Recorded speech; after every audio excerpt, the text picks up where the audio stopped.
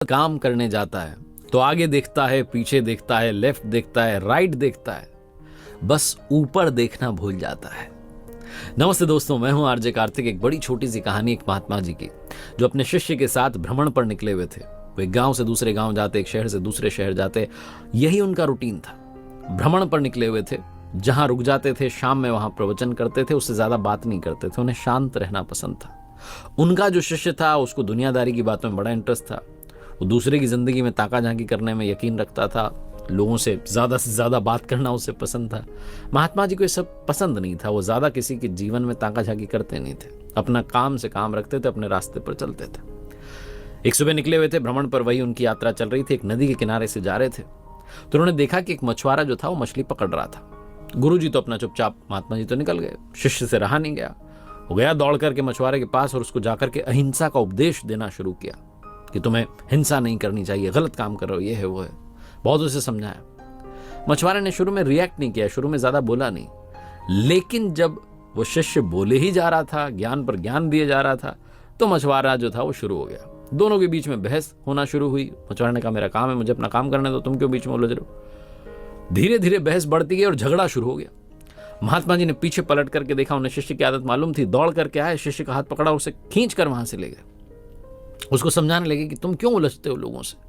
शिष्य ने कहा देखा नहीं आपने गुरुजी, गलत काम कर रहा है, मैं उसको शिक्षा दे रहा हूं कि हिंसा नहीं करनी चाहिए, अहिंसा का रास्ता अपनाओ। तो गुरुजी ने कहा अरे तुम उसे क्यों शिक्षा दे रहे हो, तुम उसे क्यों उसके पीछे पड़े हो। तो शिष्य ने कहा कि मुझे समझाना पड़ेगा, वरना उसे कोई दंड तो दे नहीं रहा है। यहाँ के महाराजा ने भी कोई प्रावधान नहीं रखा है कि ऐसे लोगों को दंड मिले।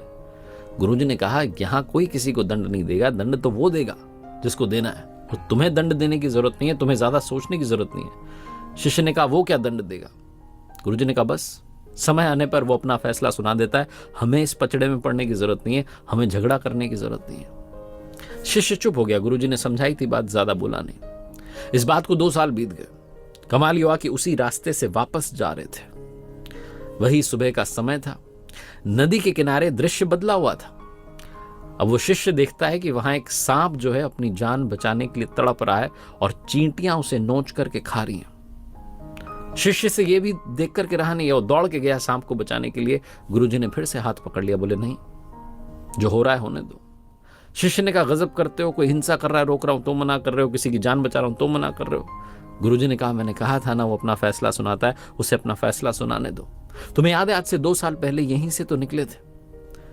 ये जो सांप है मछुआरा था, मछलियां पकड़ रहा था, वो मछलियां चींटियां बन चुकी हैं।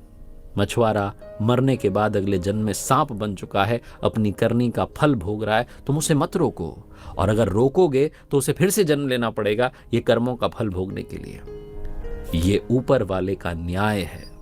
बहुत छोटी सी कहानी जिसका सार ये कहता है कि अच्छा कर्म करेंगे अच्छा होता चला जाएगा, बुरा कर्म करेंगे बुरा होता चला जाएगा। याद रखिए आगे पीछे दाएं बाएं देखने की बात नहीं है, ऊपर वाले को भी देखने की बात है, क्योंकि वो सब कुछ देख रहा है। और जब उसका फैसला आता है तो फिर कोई कुछ कर नहीं पाता है। एक बार फिर से वही बात जो अक्सर आपसे कहता हूं, ऊपर वाले के आशीर्वाद, अपनी मेहनत, अपनों के प्यार के साथ कर